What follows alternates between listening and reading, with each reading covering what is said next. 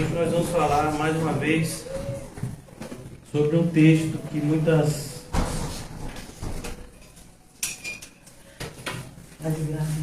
Paz e graça. muitas vezes somos ensinados de uma maneira equivocada e até o nosso coração enganoso tenta acreditar de uma forma também que não é aquilo que Jesus falou. No capítulo 18 de Lucas, nós vamos ver esse texto que está em Mateus 19 e Marcos 10, como Jesus abençoa as crianças. E de maneira muito clara que nós sabemos que Jesus está indo para Jerusalém, Jesus está indo cumprir o seu propósito de entregar a sua vida para que o povo de Deus seja salvo e justificado pela fé. Mas aqui, agora, logo depois de Jesus ter contado a respeito do orgulho, Jesus fala das crianças. E não é por acaso, irmãos, não é por acaso que esse texto está onde está. Logo depois, vemos Lucas trazer a narrativa do homem rico. E se nós prestarmos atenção, nós vamos ver como Lucas organizou com o intuito de nos mostrar esse antagonismo entre a simplicidade de uma criança e como, quando nós crescemos, nos tornamos pessoas extremamente dependentes das coisas. Hoje em dia é assim, você entra na casa de qualquer pessoa e ela não pode viver, pelo menos ela acredita, ela não pode viver sem uma geladeira, sem um fogão, sem uma máquina de lavar, sem uma televisão, e tem que ser daquelas finas, né? E tem que ser smart. Pessoas acreditam que não podem viver sem internet, que não podem viver sem celular. E se prestarmos atenção, vamos ver que todos os dias são acrescentadas necessidades, são acrescentadas coisas à nossa vida e nós nos tornamos dependentes delas. E aqui Jesus quer nos mostrar o quanto isso é perigoso. Por isso eu gostaria de... O texto que vamos meditar hoje é Lucas 18, de 15 a 17, e o título é Crianças de Jesus. Eu gostaria antes, primeiramente, dizer o que esse texto não significa. Esse texto de maneira nenhuma significa que todas as crianças estão salvas. Então, eu sei que tem muitas pessoas que defendem essa ideia, que as crianças são salvas. A Igreja Católica e a Igreja Presbiteriana, elas têm como característica o batismo infantil, acreditando que o fato de pais ou familiares serem cristãos, de alguma forma, os seus filhos estariam debaixo de uma proteção. A Bíblia não fala sobre isso, muito pelo contrário, a Bíblia mostra que a salvação ela é individual. E esse texto, por incrível que pareça, ele nos ensina um princípio oposto ao que a maioria das pessoas acreditam. Jesus está mostrando a necessidade das crianças estarem perto dele. Não existe idade mínima para alguém se aproximar do Senhor Jesus. Aqui nesse texto, eu sei, eu brinco algumas vezes, né? Mas no original, no grego, Lucas, ele usa uma palavra, diferentemente de Mateus e Marcos, que falam de criancinhas pequenas. Lucas usa uma palavra que é a palavra lactante. Crianças que ainda estão em idade de amamentação. São essas crianças que vêm até Jesus. E por isso são trazidas pelas suas mães, porque elas não têm condição de sozinhas irem até Jesus. Então, a necessidade que temos de ser um referencial para a próxima geração. É impressionante como vemos a responsabilidade que foi dada por Deus, que fique bem claro, aos pais, tem sido transferida a professores, a pastores, a professoras de escola, bíblica. Quando, na verdade, por mais que o pastor ensine, por mais que o professor ensine aquilo que se respeita aos ensinos seculares, mas a responsabilidade de educar os filhos é do pai e da mãe. E eles serão cobrados. Em Efésios, Paulo fala isso de maneira muito transparente. Quando ele vai dizendo os deveres de cada pessoa, a mulher tem um dever, o homem tem, o marido tem outro dever, o filho tem um dever, os pais também têm para com seus filhos. Então, quando nós nos escondemos, quando nós negligenciamos nessas tarefas, como é o caso atual da nossa geração, a gente vai sofrer as consequências. E hoje em dia, uma série de pais e mães ficam assustados. Eu não sei se vocês tiveram a oportunidade de ver uma cena dantesca que aconteceu ontem, de uma briga de duas torcidas. E uma pessoa com o carro, propositadamente, deu ré, atropelou 3, e você viu os corpos jogados, aquelas pessoas foram socorridas ao hospital. E quem foi que estava lá no hospital? As mães. Estavam lá para ver os seus filhos, alguns quase à beira da morte. E muitas vezes isso acontece porque, quando eles eram crianças, não se deu a devida atenção no seu processo de educação. Quando eu falo educação, não estou falando de educação no sentido formal, estou falando de educação enquanto ser humano. E principalmente enquanto ser humano cristão. Por isso que Jesus fala o que fala aqui. A atitude dos judeus, a atitude de muitos religiosos hoje é: não, tem 3 anos, tem 2 anos, tem 4 anos, não está na idade ainda de entender. Como assim? Está na idade de fazer um monte de coisa feia e não está na idade de aprender a fazer o que é correto. Então, qual é a idade de uma criança vir para a igreja? No ventre materno. Essa é a idade. A partir da concepção ela já pode vir. Ah, mas isso tem fundamento bíblico? Pergunte à mãe de João Batista, Isabel, se tem. Porque foi com 6 meses que João já começou a dar evidências de que ele acreditava no Messias. Com 6 meses. Como foi a história do profeta Samuel? Assim que ele foi deixado de ser amamentado, ele não foi para ser criado, ele foi para servir no templo. Diferente ele não foi lá como alguém vai para um seminário ser educado, não, ele foi lá para servir. Mas nós temos um entendimento em relação às crianças muito diferente do bíblico, e isso se deve muito ao processo de influência em que uma determinada ciência chamada psicologia tem exercido na mente dos pais, dos professores que influenciam essas crianças. Então, não se pode, criança não pode falar sobre céu e inferno com criança, porque senão ela cresce traumatizada. Não pode?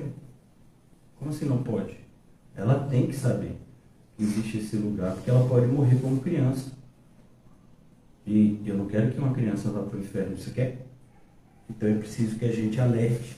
Por isso é importante, quando passamos por uma passagem como essa, entender a profundidade e a necessidade desse texto mudar a maneira como nós nos relacionamos com as nossas crianças. Nós precisamos influenciar as nossas crianças. Nós precisamos educar as nossas crianças. E, se preciso, nós temos que disciplinar as nossas crianças. Às vezes a gente acha que porque a gente ama, a gente tem que passar a mão na cabeça. Isso não é amor, isso é falta de amor. O amor verdadeiro, ele disciplina. E disciplina severamente. Quem é que é o referencial de amor? Deus. E como ele diz que faz com os filhos que amam? Ele disciplina. E não com uma disciplina qualquer, mas ele açoita. Então é importante que a gente entenda.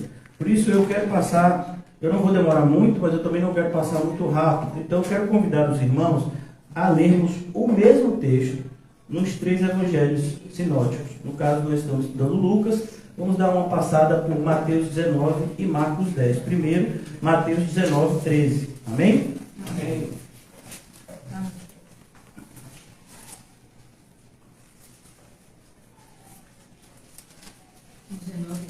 19 e 13. Mateus 19 e 13. Vamos entender aqui o contexto. Olha que coisa interessante. O que precede a fala de Jesus aqui no Evangelho de Mateus? No capítulo 18, Jesus fala o que é maior no reino dos céus. Olha que coisa. Capítulo 18 de Mateus, a partir do versículo 1. Naquela hora aproximaram-se de Jesus os discípulos, perguntando: quem é porventura o maior no reino dos céus? Jesus, chamando uma criança, colocou-a no meio deles e disse: em verdade vos digo que se não vos converterdes e não vos tornardes como crianças, de modo algum entrarei no reino dos céus. Portanto, aquele que se humilhar como esta criança, esse é o maior no reino dos céus. E quem receber uma criança tal como esta em meu nome, a mim me recebe. Perceba que o que Jesus fala mais adiante é o mesmo princípio. Ele está mostrando características que as crianças têm e que nós deveríamos nos atentar e praticar do ponto de vista espiritual, não do ponto de vista prático. Jesus não está dizendo que a gente tem que ser infantil. Jesus está dizendo que a gente tem que ser dependente, que a gente tem que ser confiante no Pai, como a criança é. Jesus está dizendo que a gente tem que ter um coração que está disposto a receber ordens. Criança não é assim? A criança decide o que come só se o pai e a mãe não forem um pai e uma mãe corretos. Então, a criança não decide o que come. Pelo menos ela não deve, ela não tem conhecimento suficiente para saber o que é bom e o que é ruim para ela. Por isso ela vai cumprir as ordens dos pais. E a característica de uma criança deve ser obediência aos pais, para que tudo lhe vá bem. Honrar o pai e obedecê-lo.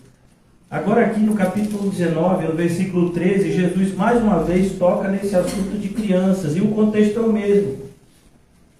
Mostrando para a gente que, diferente do conhecimento humano que faz do homem orgulhoso, o conhecimento cristão torna o homem mais humilde. Quanto mais intelectual uma pessoa é, do ponto de vista humano, mais orgulhoso ele se torna. Isso é via de regra, todos nós sabemos, todos nós vemos isso no nosso dia a dia. Mas do ponto de vista cristão é diferente. Quanto mais conhecedor do reino de Deus, da sua justiça, da sua palavra, quanto mais íntimo de Cristo, mais humilde uma pessoa se torna. Então aqui Jesus está querendo ensinar esse princípio. Por isso ele diz no versículo 13: trouxeram-lhe então algumas crianças para que lhes impusessem as mãos. Isso era costume, levar as crianças para que os rabinos eles pudessem abençoá-las e orassem. Mas os discípulos o repreendiam. A ideia aqui não é que isso era errado. A ideia é que Jesus não tem tempo para isso. Como eu disse a vocês, ele está aqui indo para Jerusalém. Jesus ele está indo fazer a obra do Pai. E os apóstolos, eles entendem que aquilo iria ser uma perda de tempo. Muitas vezes a gente pensa assim. A gente no começo da igreja, a gente tinha a salinha das crianças, que era uma vergonha. Por quê? Porque a salinha das crianças era um lugar onde se distraía as crianças para os pais assistirem ao culto. Até que a gente entendeu que se nós não cuidarmos das nossas crianças, o diabo vai exercer o poder sobre elas. Porque o diabo não vai abrir mão desse espaço que muitos pais têm dado.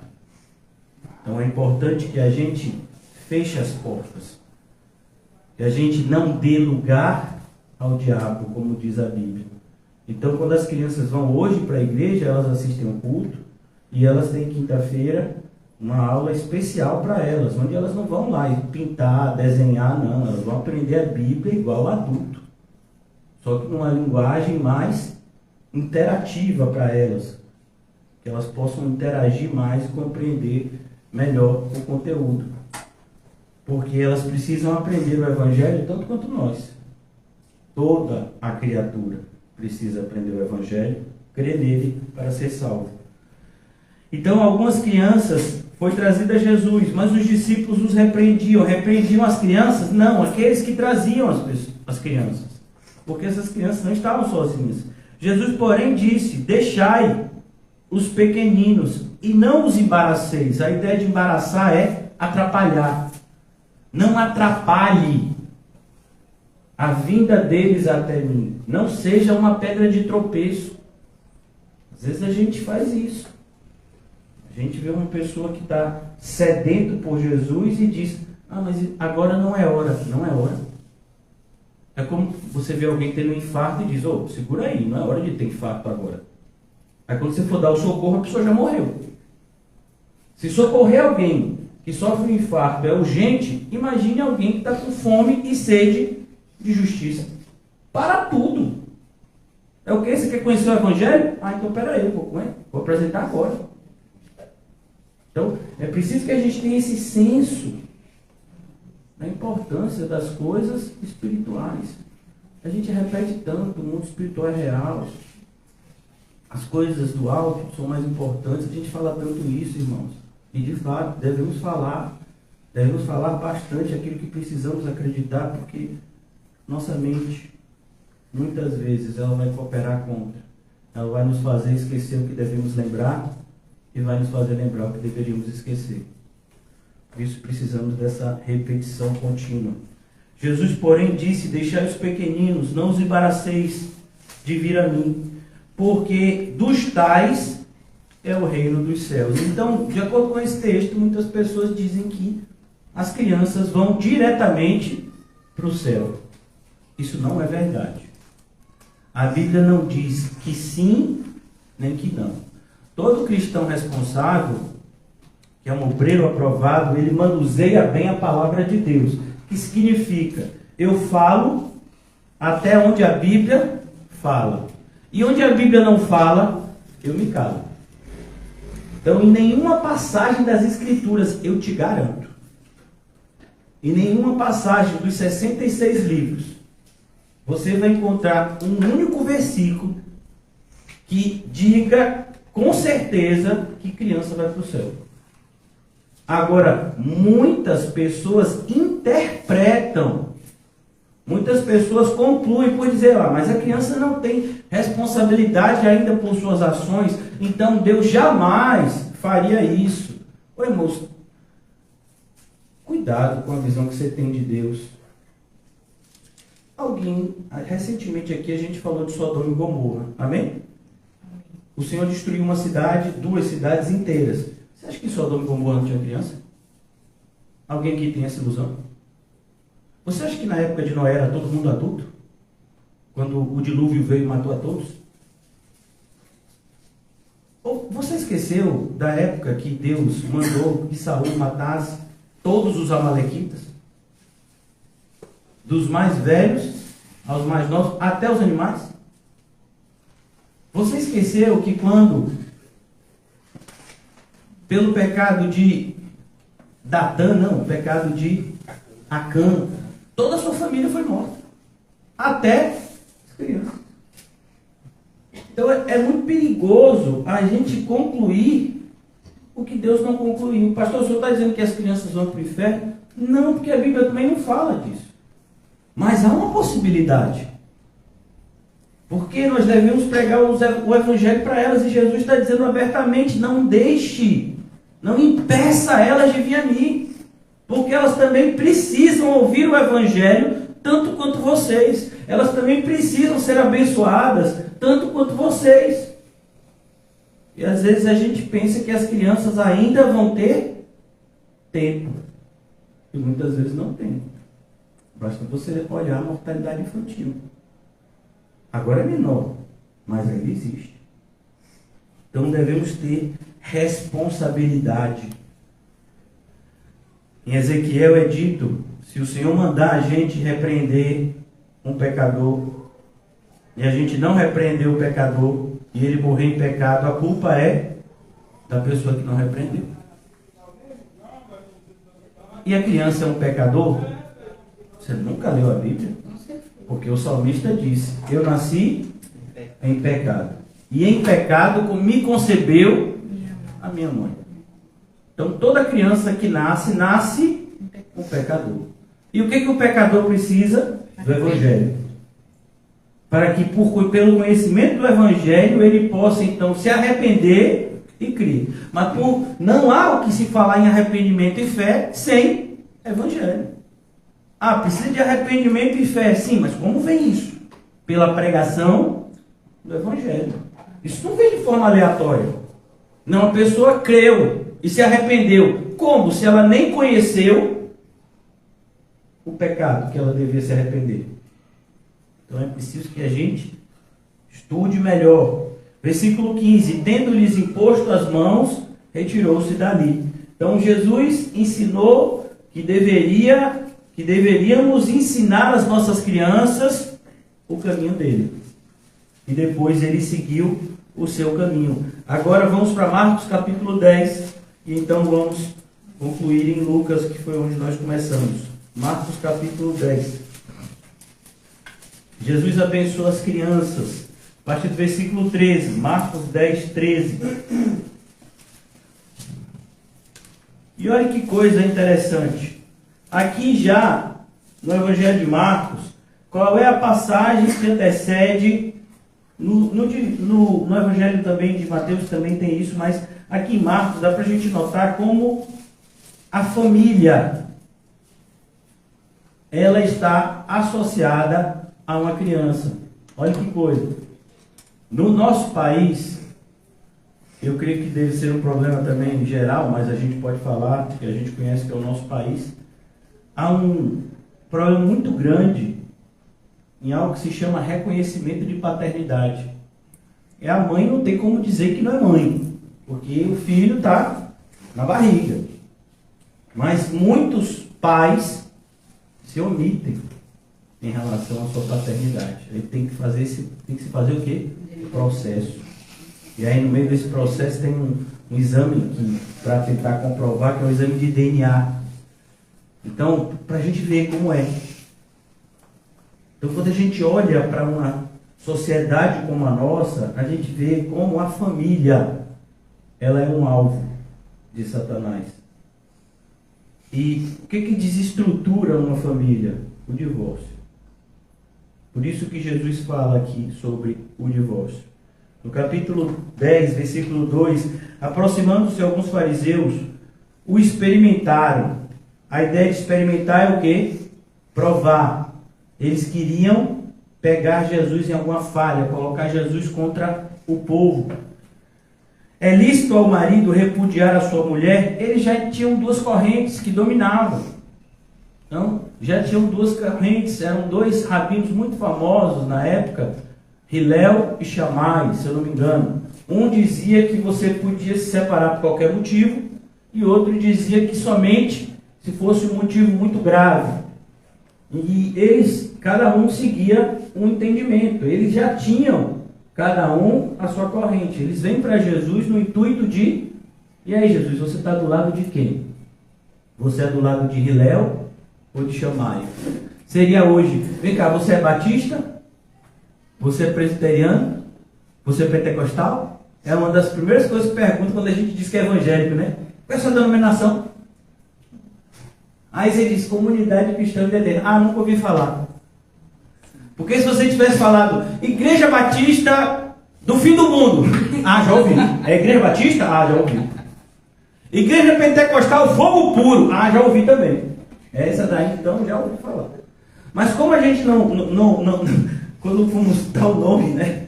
A gente não colocou propositadamente nenhuma denominação, então o pessoal fica meio, né? Comunidade cristã, como assim? E a igreja surgiu nesse contexto. Lá no livro de Atos eram comunidades, que conhecemos como congregações locais. Depois que esse formato veio surgindo, né? De denominações que se uniam e, na sua grande maioria, essas denominações, elas defendem mais a si do que a Bíblia. Tristemente. Então Jesus, ele fala, versículo 3, ele lhes respondeu: o que vos ordenou Moisés? Na verdade, o que vos ordenou Moisés é o que está escrito na lei, porque Moisés foi um mensageiro. Moisés foi um profeta. Ele falou da parte de Deus, ele deixou regras que Deus estipulou para o seu povo. Moisés permitiu lavrar a carta de divórcio e repudiar, mas Jesus lhe disse: por causa da dureza do vosso coração, ele vos deixou escrito esse mandamento. Porém, desde o princípio da criação, Deus fez homem e mulher. E a ideia aqui não é que Deus fez homem e mulher no sentido de que existem dois gêneros, homem e mulher. A ideia aqui é que Deus fez Adão para Eva e Eva para Adão. Oh, glória. Então não tem Adões para Eva e nem Evas para Adão. É uma Eva para um Adão e um Adão para uma Eva. É isso que Jesus está dizendo no texto. Aleluia. Por isso deixará o homem a seu pai e sua mãe e unir-se-á a sua mulher. E olha que coisa interessante. Quando esse texto é referido pela primeira vez, onde é? Os irmãos podem me dizer? Em Gênesis. Sendo que em Gênesis não tinha pai e mãe. Eles tinham sido criados por Deus. Mas já era um princípio que estava sendo deixado para as próximas gerações. Então aqui, e com a sua mulher serão os dois uma só carne. De modo que já não são dois, mas uma só carne. Portanto, o que Deus ajuntou, não separe. Aí vem o pessoal para a igreja e diz assim: não, pastor, mas eu casei antes de ser crente. Eu não casei na palavra. E a soberania de Deus está na sua vida desde que você nem sonhava em nascer. Verdade. Se a gente é salvo, a gente foi salvo antes da fundação do mundo. Então essa desculpa de que meu casamento não foi no Senhor, então eu vou me separar para encontrar uma pessoa no Senhor, isso é maldição. E muitas pessoas estão debaixo dessa maldição. Algumas pessoas vão vir com questionamentos que são válidos. Existem situações relacionais que são muito sérias e que devem ser tratadas com toda a cautela, mas o que Deus escreveu não pode ser mudado, né? Em outro momento a gente pode até tratar melhor sobre esse assunto, não é o propósito agora, mas o que eu quero mostrar para vocês é como isso está intimamente ligado ao que acontece com as crianças. Quem mais sofre num divórcio não é o marido e a mulher, são os filhos. Em casa voltaram os discípulos a interrogá-lo sobre esse assunto, e ele lhes disse: quem repudiar sua mulher e casar com outra comete adultério contra aquela. E se ela repudiar seu marido e casar com outro, comete adultério. E aí? Então lhe trouxeram algumas crianças. Olhe como Marcos estrutura. O que ele quer mostrar? Como uma coisa está ligada à outra.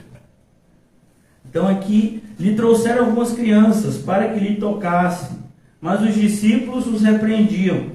Jesus, porém, vendo isso, indignou-se.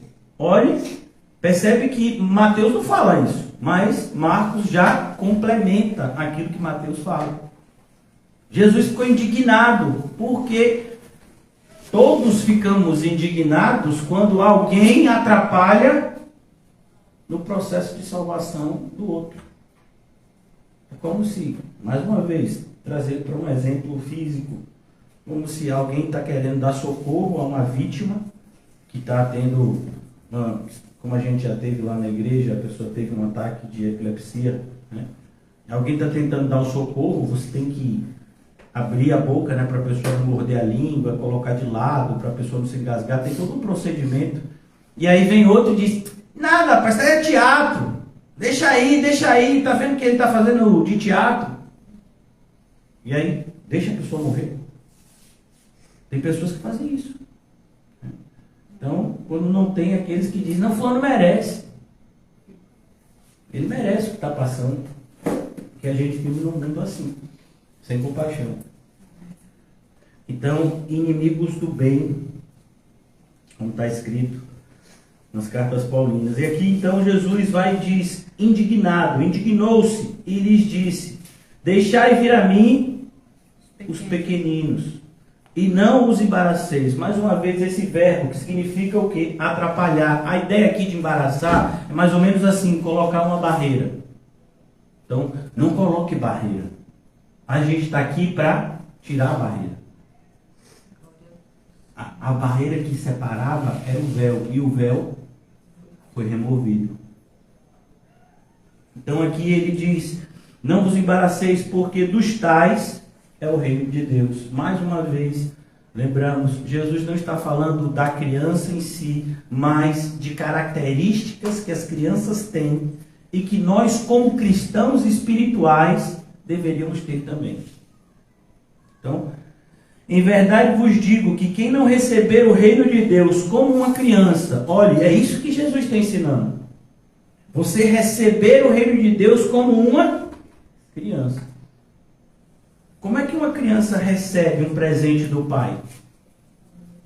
Ela fica alegre. Ela agradece, ela fica pulando. Né? Ela às vezes dorme com presente. Então, aqui ele está dizendo, quem não receber o reino de Deus como uma criança, de maneira nenhuma entrará nele. Essa alegria infantil. Já viu uma criança, você às vezes bota, né, faz uma batata frita, uma pipoca, já é um paraíso para elas. Às vezes a gente se queixa, né? Você dá para a criança uma sandália e a criança acha aquilo o máximo, principalmente crianças pobres que não têm acesso às coisas que algumas crianças ricas têm. E fica a dica, não é porque você tem condição de dar algo para seu filho que você deve dar. Você tem que orar antes. Então, muitas vezes a gente diz, mas se eu tenho condição de dar, eu vou dar o melhor para o meu filho. Mas como você sabe que aquilo é o melhor? Você já orou? Você já orou para isso? Não, eu tenho condição de levar meu filho toda semana na McDonald's. Você acha que isso é bom para ele? Pergunte ao irmão Paulo. Uma pessoa sábia que quando foi levar na Subway, ele foi atrás de um baratíssimo. Quando ele soube o preço do baratíssimo, ele disse, que obra de engano é essa? Nossa. Se fosse Estelinha, diria o quê? É seta. É seta. Já melhorou ela? Já melhorou. Oh, graças a Deus. Então, cuidado, pais, avós, que têm influência sobre seus netos. Não é porque a gente tem condição de dar que a gente tem que dar tudo na vida das nossas crianças. Deve ser fruto de oração. Se tem algo que a gente precisa de sabedoria, é no processo de criação dos nossos filhos. Graças a Deus pelo que está escrito no livro de Tiago. Se você precisa de sabedoria, peça a Deus que dá liberalmente. Então, devemos pedir a Deus muita sabedoria no processo de criação dos nossos filhos e não sair perguntando a babá Nani, né, Nani? Dona Nani, Super Nani, né? Super Nani disse que devia fazer assim, viu? E disseram até que Super Nani era crente. Tem um pessoal que levantou essa bandeira. Então, tomando nos braços, Daqui a gente percebe que as crianças eram crianças, porque tem umas crianças que, para pegar no braço, meu filho, a pessoa vai ter que fazer uns 6 meses de supino, flexão, e tem umas crianças que o mingau tá certinho. Senhor. Então aqui dá a ideia de que são crianças pequenas, né? Que ainda dá para você carregar no braço com tranquilidade. Então, tomando-as nos braços, impondo-lhes as mãos, as abençoava. Vocês entenderam agora? Vamos agora para Lucas 18, porque o processo é o mesmo.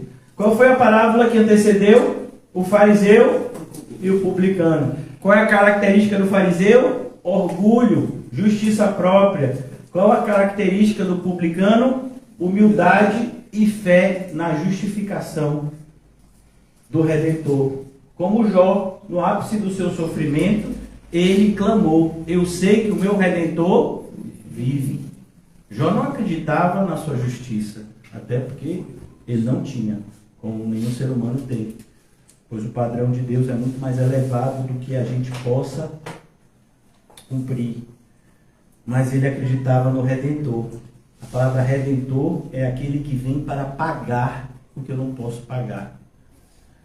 E aqui vemos como esse publicano desceu justificado. E a conclusão, como vimos ontem no capítulo 14, qual é?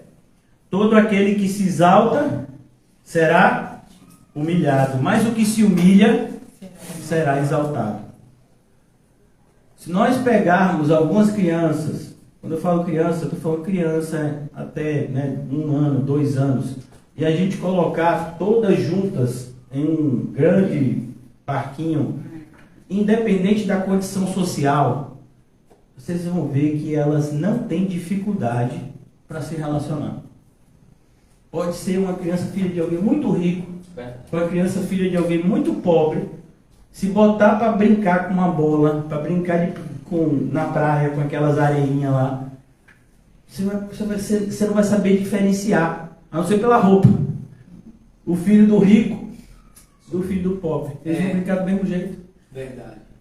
E o que Jesus está querendo mostrar para a gente é justamente essa característica que a gente perde quando se torna adulto. E quando a gente é feito cristão, porque no nosso processo de se tornar cristão é o que a gente chama de regeneração. A gente nasceu de novo. E diferentemente do processo natural, o processo espiritual, quanto mais a gente cresce, menor a gente se enxerga. No processo natural é diferente, né? Quanto mais a gente cresce, maior a gente se acha. No processo espiritual, Paulo, quanto mais cristão ele se tornava, mais pecador ele se enxergava. Porque quando você se limpa mais, você percebe sujeiras que estavam embaixo de outras sujeiras. E que você nem sabia que estava lá. Por isso que em Apocalipse diz: o limpo, limpe-se mais ainda. Quando você de fato se dedica a uma vida santa, é o único momento que você realmente pode perceber o quanto você é pecador. Se você nunca tentou viver uma vida santa, você nunca enxergará o pecador que você é. Por isso que é tão perigoso esse processo de religiosidade que as igrejas evangélicas têm feito. Não, o que você faz? Pastor, o que eu faço para ir para o céu? Tranquilo, você frequenta um dia no mês, ou um dia na semana, você dá oferta e dízimo, você tem que se batizar, fazer o curso, e aí você vai indo. E aí você, no final, vai para o céu. Não vai não. Você tem que nascer de novo. Você tem que ser uma nova criatura. E as evidências da nova criatura estão na Bíblia. Você tem que amar quem te odeia. Você tem que ajudar quem te persegue. Você ora pelos seus perseguidores. Você deseja o bem para aqueles que querem o seu mal. Você trabalha não para juntar riquezas, mas para ajudar o necessitado. Olha o processo. Olha as características como são diferentes de um e de outro. Então, se de fato somos regenerados, é imprescindível que haja na nossa vida evidência da regeneração. É como, até engraçado, né? Uma coisa que aconteceu recentemente no nosso país. Só acontece no Brasil, eu acho. A McDonald's lançou um sanduíche chamado Mac Picanha, que não tinha picanha. Era um sanduíche que eles pegavam o sabor artificial da picanha, né?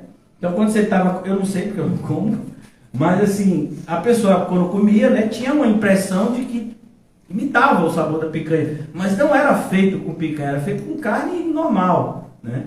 E aí entraram com um processo para tirar esse sanduíche do cardápio e tiraram, né? Porque dizia uma coisa que não tinha. Essa é a característica de muito crente, que diz que é picanha, mas não tem nem maminha para oferecer. Não tem nem... Diga aí, Reginho, uma carne bem assim, não tem nem cheia de fora, e lá de dentro, né? Para oferecer. Então é preciso que a gente se conheça, irmãos. E a única forma da gente se conhecer é quando tem luz. Sem luz, a gente não consegue enxergar a verdade das coisas. Então, aqui no versículo 15, traziam também as crianças para que as tocasse. E aqui, mais uma vez, eu vou fazer esse questionamento. O que a gente tem feito com as nossas crianças? A gente tem se esforçado para que elas tenham acesso ao Evangelho? Mas dá trabalho. E o caminho é o quê? O caminho é o quê? Faz parte do trabalho que você tem com a criança. E a alegria de você ver uma criança se tornar um adulto cristão é indescritível. Por isso que se vale a pena investir em alguma coisa é no processo de educação cristã das crianças. Não há promessa de que elas vão se tornar adultos cristãos, mas só o pensar nisso já devia trazer para a gente motivação, para a gente fazer muito mais do que a gente está fazendo. Traziam-lhe também as crianças para que as tocassem. E a ideia de tocar, irmãos, não é algo místico. É importante que a gente interprete a Bíblia como ela deve ser interpretada. O toque de Jesus significa o quê? Jesus agora está na minha vida. Jesus agora mudou a minha vida. E eu agora pertenço a Ele e Ele me pertence. É preciso que a gente ensine isso às nossas crianças. Quem tinha esse hábito tão bonito eram os puritanos. Eles ensinavam às suas crianças desde muito pequenas como elas eram pecadoras e como elas precisavam, a ponto de crianças com 6, 7 anos de idade já terem lido a Bíblia inteira. A gente tem um exemplo, né, de Spurgeon. A gente vê que Spurgeon se tornou um pastor extremamente precoce, com 16 para 17 anos ele já era pastor. Por quê? Porque muito jovem ele já lia a Bíblia, ele já lia livros bíblicos como o Peregrino. Com 12 anos ele já tinha lido o Peregrino várias vezes. O que a gente vê hoje numa criança de 12 anos? PlayStation, bola de futebol, chuteira, shopping center, música indevida. Porque não é o fato. Às vezes a gente tem que tomar cuidado, porque devemos separar aquilo que é profano daquilo que é o que a gente chamaria a providência de Deus.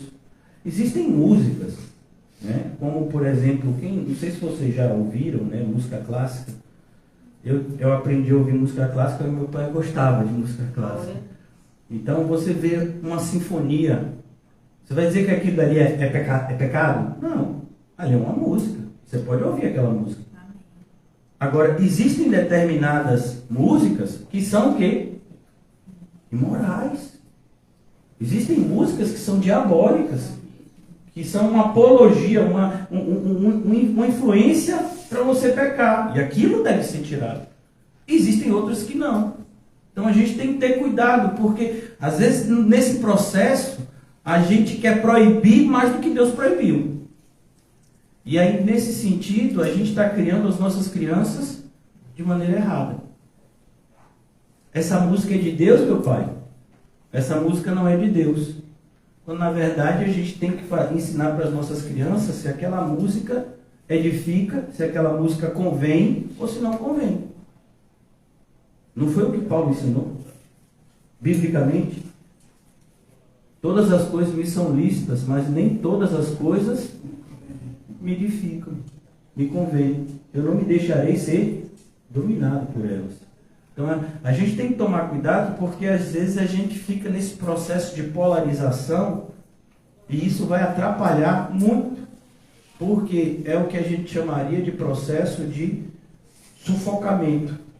Então você sufoca a criança ou adolescente, querendo que ele receba conteúdos apenas gospel, e aí quando ele adquire determinada idade, ele tem ojeriza aquilo. E a gente não pode entrar nessa. Tem que mostrar que o mundo é o mundo, que as coisas de Deus são as coisas de Deus, e que muitas das coisas que estão no mundo porque Deus fez. Alguém aqui já leu o Evangelho de João? Alguém? Todas as coisas foram criadas por Ele e nada foi criado sem Ele. Ali tem um violão. Não tem um violão? O irmão Paulinho cantou louvores. Mas esse mesmo violão, alguém pode pegar e cantar músicas imorais. Então, não é o violão. A gente tem que tomar cuidado, para a gente não atrapalhar, mais uma vez. Então, quando Jesus toca alguém, é importante que a gente entenda que é um processo gradativo. Você é o mesmo crente que você era quando você creu pela primeira vez? Se você é, quer dizer que você nunca se converteu.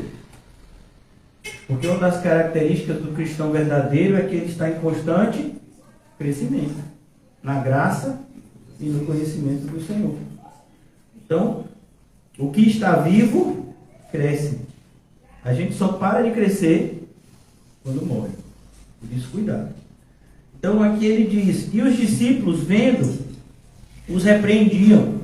Mais uma vez, a gente já encontrou isso nos dois outros evangelhos. Jesus, porém, chamando-as para junto de si, ordenou.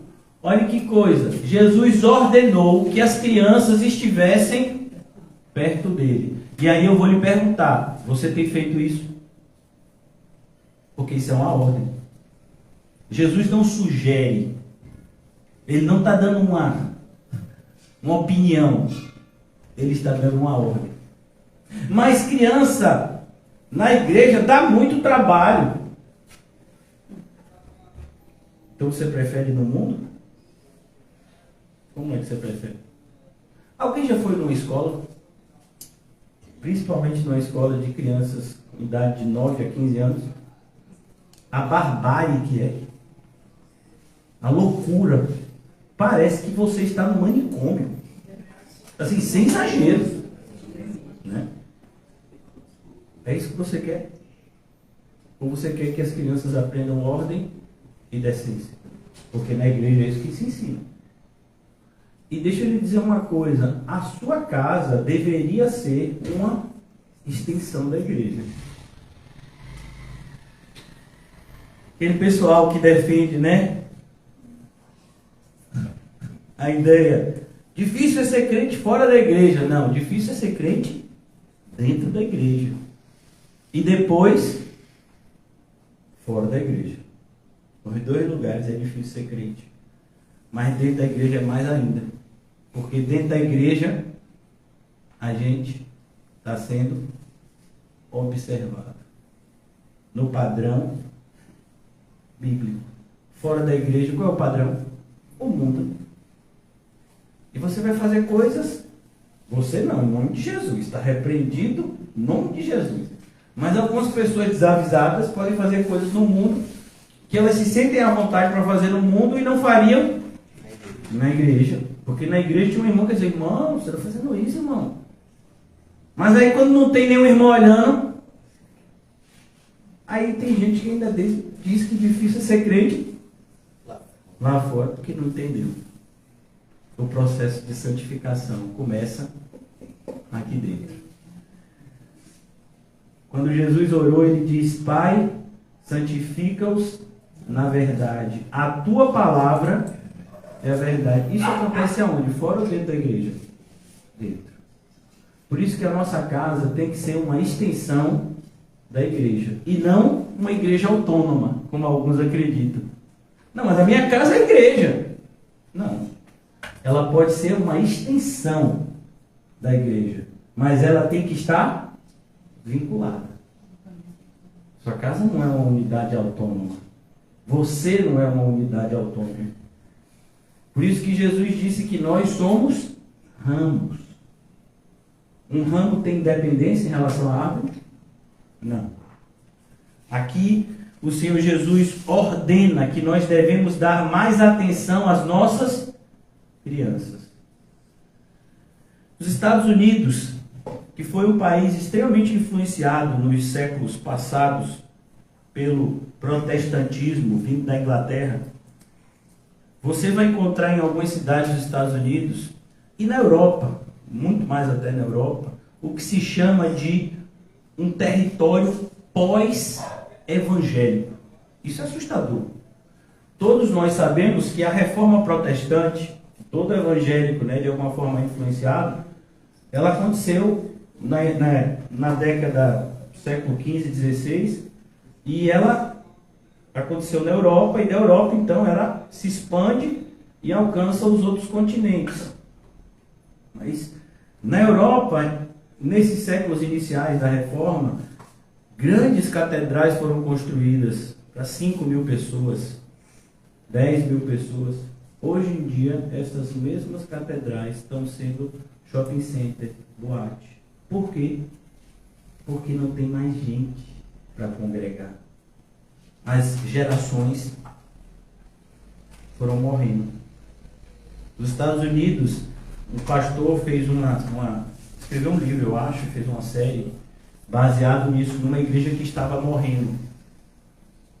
Uma igreja numa cidade lá, que ela já tinha sido uma igreja de 200, 300 membros no século passado, e que esses membros foram morrendo, seus familiares foram se afastando do evangelho, e que eles estavam agora fechando a igreja, porque só tinham acho que 4, 5 pessoas, e eles iriam para outra igreja, e aquela igreja iria fechar, e eles, quem sabe, até vender o local, porque não tinha mais gente para ir.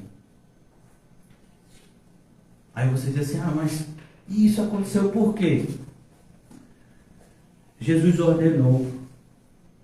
Mais uma vez, não é certeza que os meus filhos vão ser crentes se eu ensinar para eles o evangelho.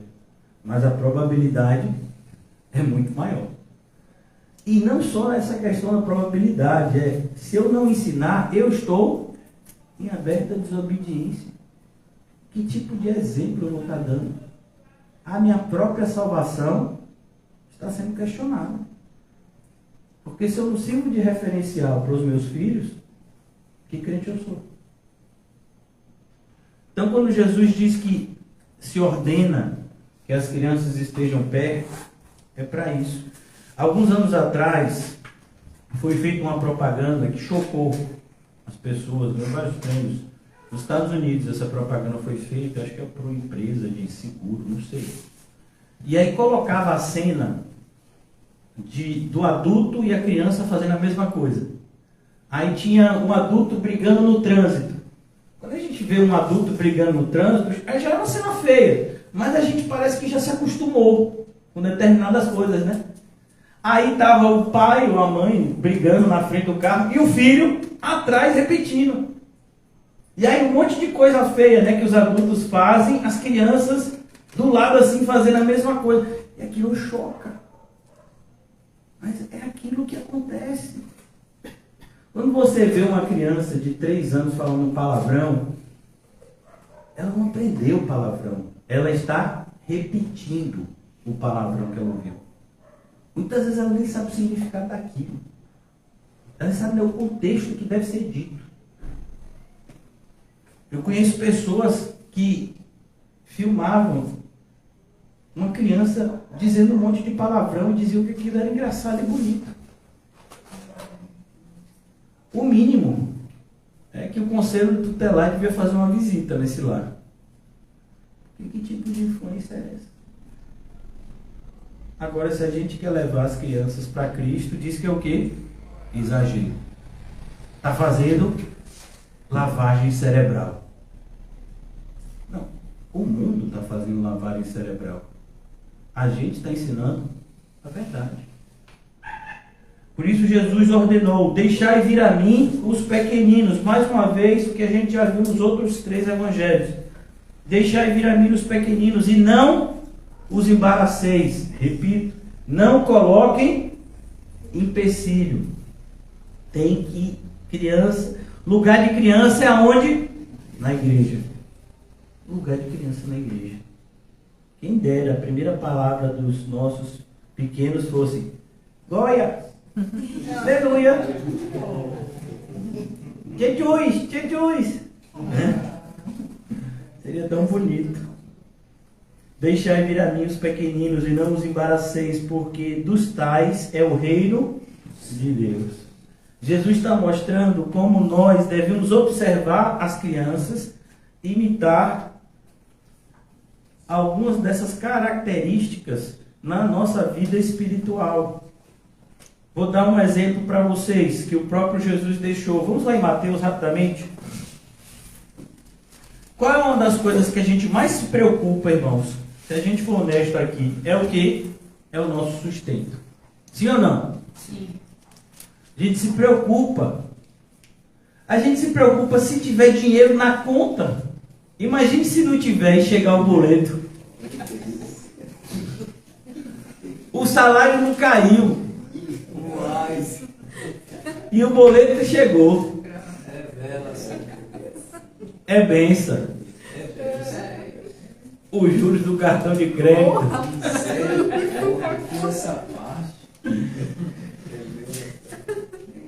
Todos encontraram Mateus 6,25? Mateus 6,25. Por isso vos digo, não andeis ansiosos pela vossa vida, quanto que haveis de comer ou beber, nem pelo vosso corpo, quanto que haveis de vestir. A gente que já viu muitas crianças, alguém já viu uma criança no horário do intervalo na escola, preocupado com o boleto da conta de luz? Porque senão ela não tem como jogar a PlayStation. Mas eu estou preocupado. Imagina a criança, o amiguinho chamando: vamos jogar bola. No intervalo, só meia hora de intervalo, né? Jogar bola. Não, estou preocupado aqui, porque não sei se pai comprou feijão. Não sei se a farinha vai dar para todo mundo, são muitas bocas. Você não vê criança. Você vê alguma criança com esse tipo de preocupação? Ela até diz que está com fome, né? A criança fala: estou com fome. Às vezes até fala: estou morrendo de fome, né? Coisa de criança. Mas a criança não se preocupa como o alimento vai chegar até ela. Parece até que é mágica, né? Então, Jesus está dizendo que a gente deveria confiar nele da mesma forma. Porque se preciso for usar o seu poder para nos alimentar, ele faz. Ele não fez isso com o povo do deserto? O que era o maná? O que era o maná, gente? Uma comida que descia do céu, literalmente. Todo dia o povo colhia uma comida, fazia os seus pães e comiam. Porque eles não tinham como plantar e colher. O profeta Elias, na época da seca, lá em Israel, ele vai para um lugar chamado Ribeiro de Querite. E todos os dias vinham corvos, trazendo pão e carne. A gente pensa que foi o iFood, né, que está difundindo esse negócio de delivery. Mentira, imitando da Bíblia. Está lá no Antigo Testamento. Quem foi que inventou o delivery? Jesus. Quem foi o primeiro motoboy? O corvo. Ele foi lá e ele entregava pão e carne. Aí depois disseram que quem inventou o hambúrguer foi um conde na Inglaterra, conde de hambúrguer. Por isso o nome hambúrguer. Não, meu filho, quem inventou pão e carne foi quem? Foi Deus. Mas esse homem, rapaz, pega as coisas de Deus para si, né? Essa questão da automatização das coisas, quem inventou? Deus. Vocês já leram uma parte que diz que as portas da prisão, quando Pedro estava preso, se abriram automaticamente. Vocês já viram isso na Bíblia? É surpreendente, né? Tem coisas que Deus fez que o homem até hoje não consegue. Que é o teletransporte que ele fez com Filipe. Filipe estava num lugar evangelizando o eunuco, abriu o olho, já estava em um lugar a 100 quilômetros de distância, que era Azoto. Olha que coisa. Deus faz muito mais do que pedimos ou pensamos. Mas a questão é, e quando ele voltar, encontrará fé na terra? A gente acredita, irmão? A gente acredita. Aí a pandemia veio aí. A gente acredita. Crise financeira. Pastor. E esse feijão. Mas lá não. Vai ser só arroz e olha lá. Amém. Irmãos, quando Jesus está dizendo para a gente ser como criança, Ele está dizendo isso. Não andeis ansiosos pela vossa vida, quanto que é a vez de comer ou beber, nem pelo vosso corpo, quanto que é a vez de vestir. Não é a vida mais do que o alimento? Não é a vida mais do que o alimento? Amém. Amém. Não sei, pastor, eu estou pensando. Amém. Porque o alimento é muito importante. Não é a vida mais do que alimento, gente? Amém. Aleluia! Aleluia. E o corpo mais do que as vestes? Tem um pessoal que eu conheço que tem uma opinião diferente. Não tenho roupa. Não tenho o que vestir. Oxe, usa de fruta. Observai as aves do céu. Não semeiam, não colhem, nem ajuntam em celeiros. Contudo, vosso Pai Celeste a sustenta. Porventura não valei vós muito mais do que as aves? Quais de vós, por ansioso que esteja, a ideia aqui é por mais ansioso que esteja, pode acrescentar um côvado? A ideia aqui é um pequeno espaço de tempo ao curso da sua vida. E por que andais ansiosos quanto ao vestuário? Considerai como crescem os lírios do campo. Eles não trabalham e nem fiam, e contudo eu vos afirmo, nem Salomão, nem Salomão em toda a sua glória, a ideia de glória aqui é porque Salomão foi muito rico, né? Teve acesso a tudo de bom que o mundo oferecia na época, se vestiu como qualquer deles. Agora, Salomão não podia se comparar a um lírio do campo, que era mais bonito que ele. Glória a Deus. Ora, se Deus veste assim a erva do campo, uma flor, né? Que hoje existe e amanhã é lançada no forno, quanto mais a vós outros, homens de pequena fé. Semo a gente. É nós. Infelizmente. Por muito menos a gente já está o quê? Esses dias eu conversei com uma pessoa, a pessoa disse, pastor, eu estou fazendo tudo certinho, só não estou jejuando ainda. Na minha mente eu disse, nem comece. Porque se você não se arrepender, o seu jejum não vai prestar para nada, porque você está fazendo tudo certinho. Pecador que a gente é. E às vezes a gente se vê passando por situações extremamente difíceis e dolorosas. E quando a gente ora e reflete, foi a gente que plantou aquilo. E a gente só está colhendo o que plantou. A gente falou sobre a questão do casamento, né? Você escolheu casar com Marília. Oh Deus, perdoa-me. E agora? Ah, não, mas... não entendi. Não, meu filho, agora é agora. É verdade. Teve filho. Ah, se eu soubesse que dava trabalho desse jeito. Perdoa-me. Você achou que ia ser um boneco que você ia brincar e depois ia devolver? Então a gente faz as coisas e depois ainda quer colocar a culpa em Deus. Não, Deus é tão bom que a gente pede perdão a Ele ajuda a gente nas nossas coisas que a gente fez sem pensar e sem orar. Mas tem que ter arrependimento. Portanto, não vos inquieteis dizendo o que comeremos, o que beberemos, o que Rita preparou para hoje. Eu acho que foi Rita estar na fase de jejum e oração hoje. Senhor Jesus. Acho que Rita olhou para Calmon e disse, amor, hoje vamos jejum e oração e pensar o povo. Ou então biscoito creme cracker. É bênção. Porque os gentios é que procuram todas essas coisas. Olha o que Jesus diz, como é perigoso, irmãos. Os gentios aqui são as pessoas que não conhecem a Deus. Se a gente conhece a Deus, a gente sabe que Ele existe e que Ele é galardoador de todos aqueles que o buscam. Qual é a experiência de uma criança? Ela está sendo amamentada pela sua mãe todos os dias, o dia todo. A criança é amamentada várias vezes por dia, então ela sabe que se chorar, vai ter alimento. Ela sabe disso, ela confia nisso.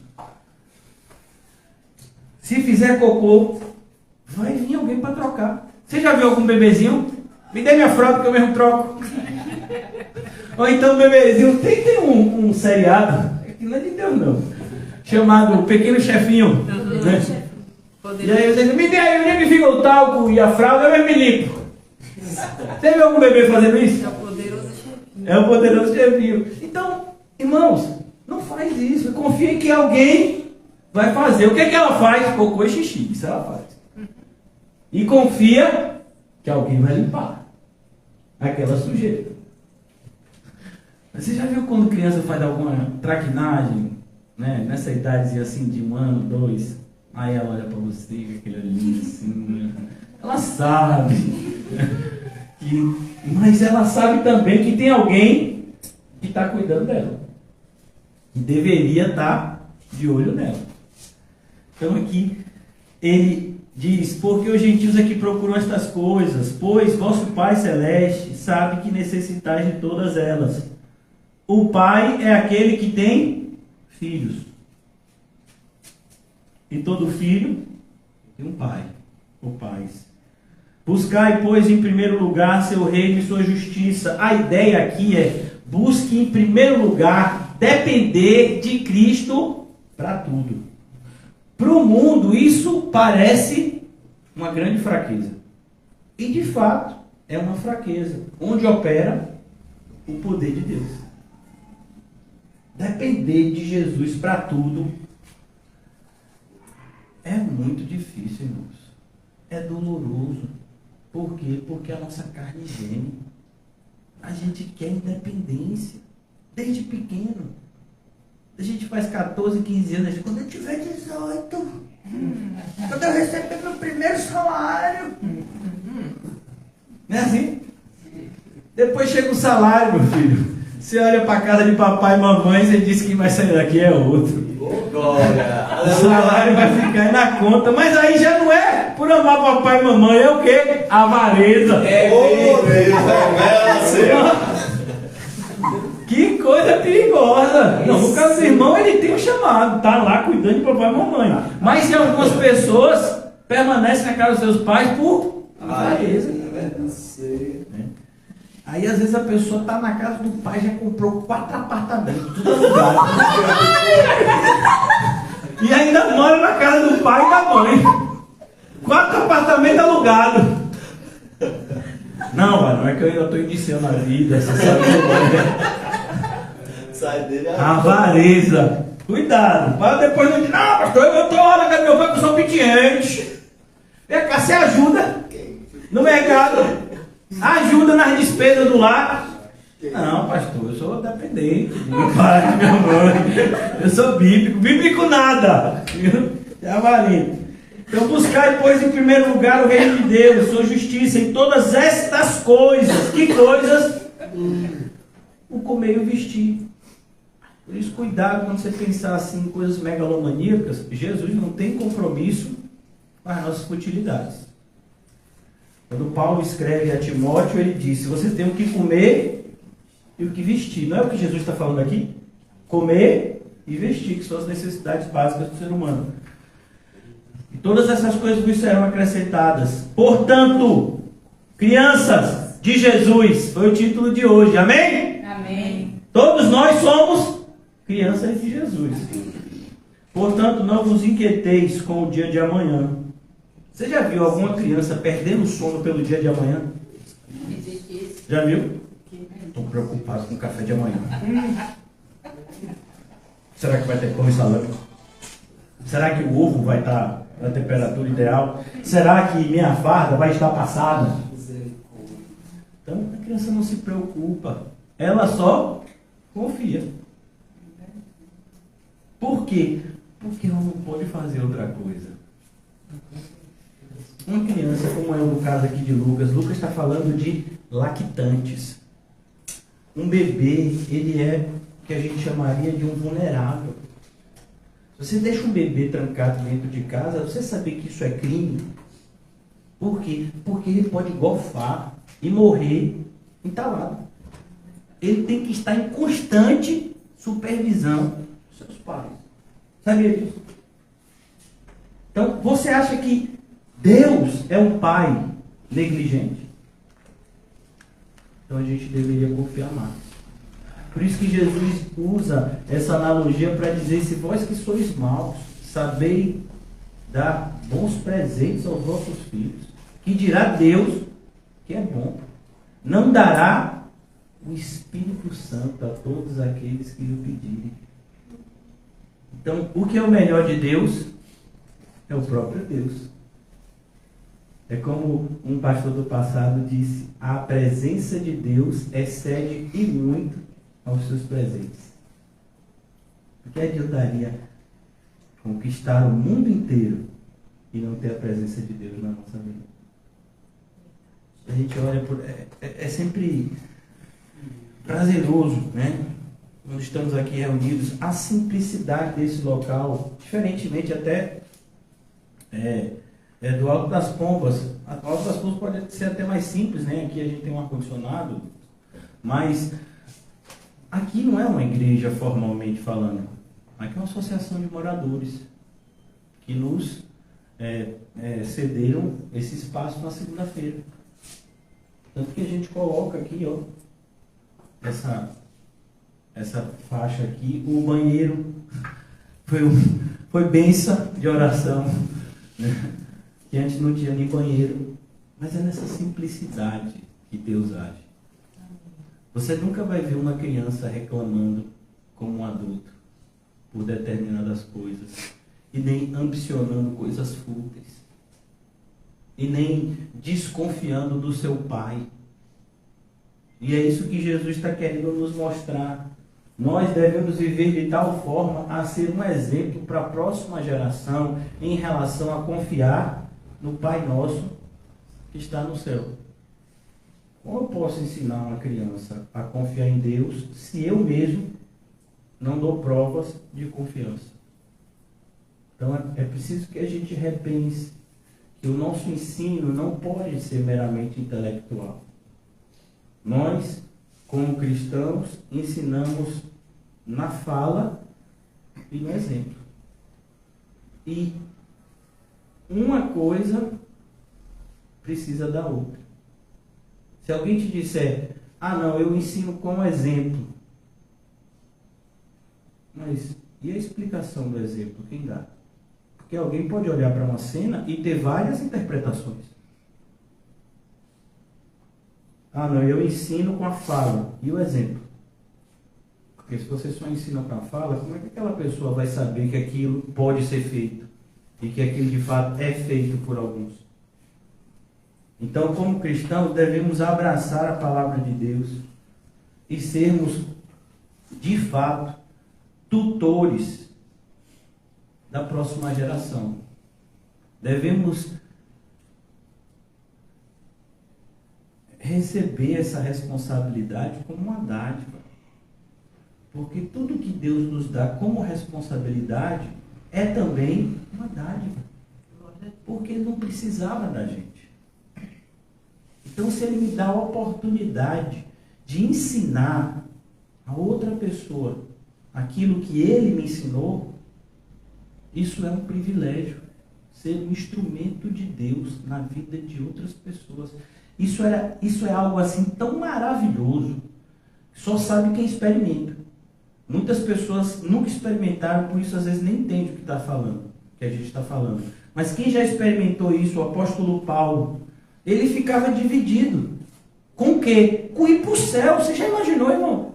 E a gente não está falando de alguém que conhecia o céu somente pela Bíblia. Porque se fosse só isso, já era demais. Mas Paulo foi o único que deu uma espiada. Ele subiu ao terceiro céu, não sabe se foi no corpo, fora do corpo, Deus o sabe. Ele foi lá, viu, e ele escreveu que estava dividido. Ele sabia que para o céu era maravilhoso, era incomparável, mas está aqui na terra participando da obra de salvação de Cristo. Era maravilhoso também. Será que a gente já descobriu essa maravilha de ser servo?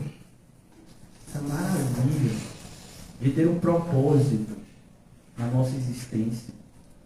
A gente é mais do que um pedaço de carne que come e dorme. Nós somos seres criados à imagem e semelhança de Deus. E devemos andar e pensar como nosso Salvador. Vamos orar. Obrigado, Senhor Jesus, pela oportunidade de sermos exortados, Senhor, nessa área, Senhor. Eu tenho certeza que tanto quanto eu, muitos têm falhado. Eu também. Me ajuda, Senhor, nos ajuda a não negligenciar com as nossas crianças, mas que possamos tomar conta, como a Tua Palavra nos ensina, da doutrina e do testemunho, para que não somente nós, mas os que nos ouvem sejam salvos. Dai-nos, Senhor, da Tua graça, para que possamos colocar em execução os Teus planos. Ajuda-nos, Senhor, a sermos a luz do mundo e o sal da terra. Em nome de Jesus, amém? E graças a Deus, saúdem-se mutuamente com um cumprimento santo e diga para você mesmo, é hora de trabalhar para Jesus. Amém. Glória a Deus. Amém, irmão Paulo?